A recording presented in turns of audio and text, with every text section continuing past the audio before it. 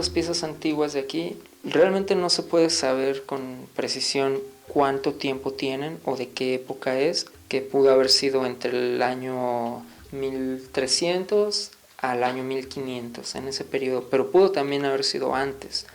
Esto no lo sabemos porque realmente no sabemos el origen exacto de cada pieza. Estas son piedras que han sido encontradas pues en su mayor parte por campesinos que están arando tierra y van encontrando las piedras.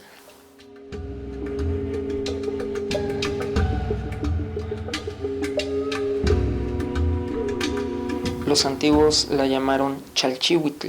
No es una palabra que se traduce literalmente. Chalchihuitl se puede expresar como lo más preciado y valioso sobre la tierra. Así consideraban esta piedra como algo muy valioso. Y esto es no solo porque sea bonita o porque es verde. Esto es porque esta es considerada una piedra de agua. Piedra de agua porque en su proceso de formación requiere grandes cantidades de agua, y lo cual lo hace como un reflejo de la vida. La vida es sin agua, no hay vida. Y por eso es muy preciada, como el agua es algo muy preciado y muy valioso. Entonces como una referencia.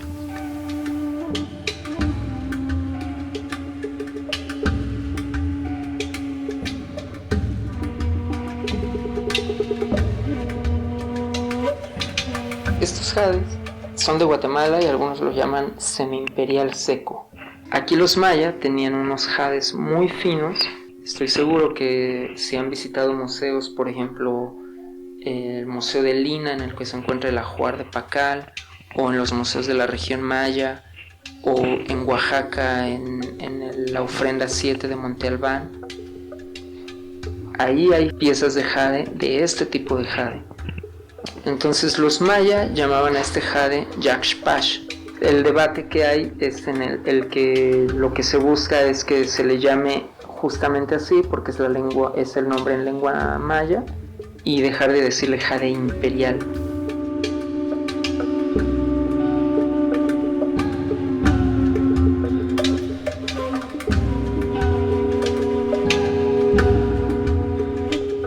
Los antiguos habitantes de estas tierras lo sabían, y por eso es que siempre están juntas esas piedras, como tanto en el proceso de formación de la tierra de las piedras, como en las piezas, en los que nadie de los que ahora hacemos hipótesis de cómo trabajaban antes las piedras, nadie estuvimos ahí, entonces no podemos saberlo de a ciencia cierta, aunque funcionen, ¿no?, los experimentos que hacemos luego.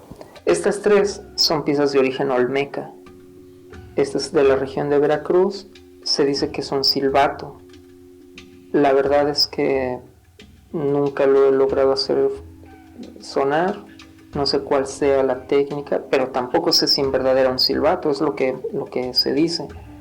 Esta cabeza olmeca, que es de aquí del estado de Morelos. Aquí en Morelos también había una región olmeca, en varias partes, en Veracruz, en Morelos, incluso en Guerrero hay asentamientos olmeca, en Puebla también. El estilo significa que cada pieza tiene una forma en sí. No se trataba solo de hacer, como dijeran ahora, bolitas y tubitos. La razón de ser de que cada pieza fuera como diferente una de otra, esto es como decía hace un rato, es un reflejo de nosotros como humanos. A pesar de que todos somos la misma especie, cada uno tiene su particularidad, y así cada pieza, a pesar de ser igual, cada una tiene su particularidad.